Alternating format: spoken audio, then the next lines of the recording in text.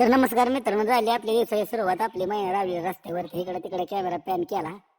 मग हे पाण्या रस्ते रोज म्हणलं आज इथं आंघोळ मारावे. मग काय घरी गेलो. मदर म्हणत होती काय मोबाईल घेऊन इकडे तिकडे फिरतोय. अगं म्हणलं काय नाही, आंघोळ केली का चौकात गेलं. चौकात आपली गँग असते. मग काय गावात सकाळ सकाळ गावात पण थोडासा इकडे तिकडे कॅमेरा फिरावला, बघितलं कोण कुठं आहे. व्हिडिओ घेतलं. बापरावच्या दुकानात गेलो, त्यानं दुकान उघडलं, झाडू बिडू मारत होता. त्याला म्हणलं चल गावात. मग काय तिथनं डायरेक्ट आम्ही गावात आलो.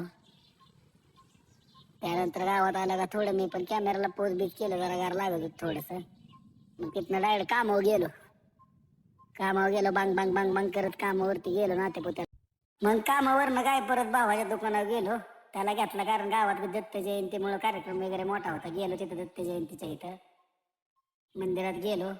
भाऊला म्हणलं पाया बिया पडू मस्तपैकी, देवदर्शन घेऊ. वर्षातून एकदा येते दत्त जयंती, डिसेंबर महिन्यात असते. मग काय भाऊ पण खुशमध्ये, मी पण खुशमध्ये. गेलो आतमध्ये, पाया वगैरे पडलं, दोघं पण पडलो. मग तिथनं प्लॅन होता की जेवण बिवण केलं, त्यांनी ठेवलेलं जेवण बिवण असतंय. मग काय कॅमेरा इकडे तिकडे पॅन केला. आमच्या गावातला साऊंड होता,